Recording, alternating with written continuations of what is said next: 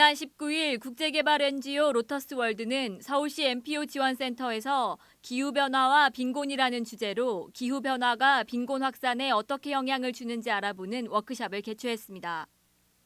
지난 3월 기후변화 시대에 어떻게 살 것인가라는 주제로 열린 첫 워크숍에 이어 두 번째로 열린 이번 워크숍에는 한양대 공공정책대학원 주성수 교수가 강사로 참석했습니다.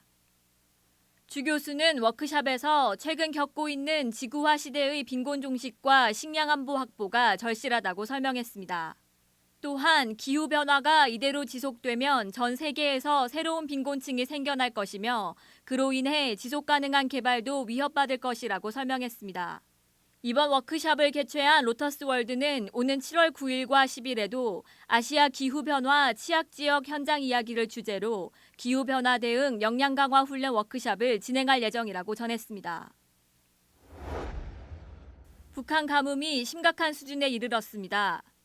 통일부는 북한 가뭄 피해 평가 및 식량 생산 전망에서 7월 초까지 북한 강수량 부족 현상이 지속되면 식량 생산량이 작년보다 15에서 20% 감소할 것으로 예상했습니다.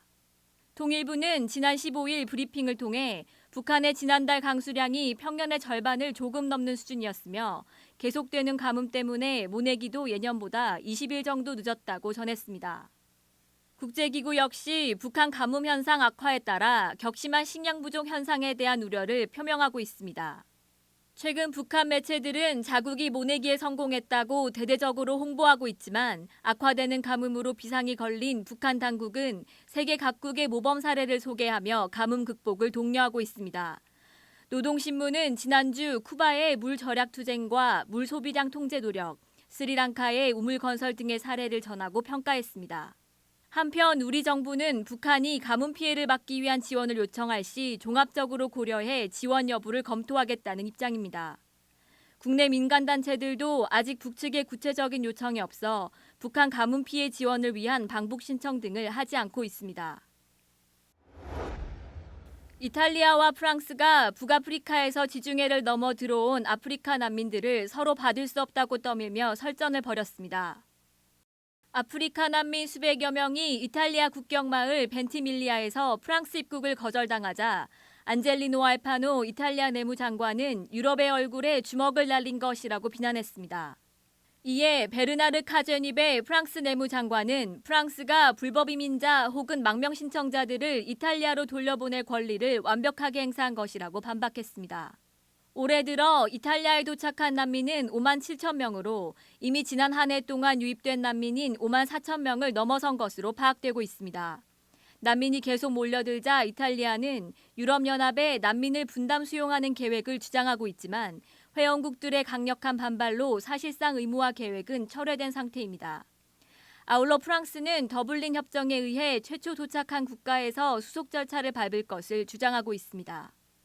이처럼 유럽 국가들이 자국의 난민들의 입국을 거부하는 가운데 난민들은 갈 곳을 잃고 인권과 생존권마저 무시당하고 있는 실정입니다. 중국이 주도하는 아시아인프라투자은행 AIIB 협정문 서명식이 오는 29일 베이징 인민대회당에서 시진핑 중국 국가주석이 참석한 가운데 열립니다. 이번 서명식에 참석하는 회원국 대표들은 당일 오후에 재무장관 특별회의를 갖고 AIIB와 관련한 주요 의제 등을 논의할 계획입니다. 우리 측에서는 최경환 경제부총리 겸 기획재정부 장관이 AIIB 서명식과 재무장관 특별회의에 모두 참석할 것으로 전해졌습니다. AIIB 창립에 참여하는 57개국의 협상수석 대표들은 지난달 말 열린 싱가포르 회의를 끝으로 AIIB 협정문 초안에 대한 논의를 마무리했습니다. 이 회의를 통해 한국의 지분율과 투표권은 각각 3.74%, 3.5%로 정해져 중국, 인도, 러시아에 이어 아태 지역 영내 4위 수준을 확보했습니다. 중국은 지분율 25에서 30%로 확보해 주요 의제에서 거부권을 행사하는 것이 가능할 것으로 보입니다. AIIB는 10개 회원국이 협정문을 비준해 의결권을 50%만 넘기면 업무를 시작하며 그 시기는 올해 말이 될 것으로 예상됩니다. ODA 웹TV 손태정이었습니다.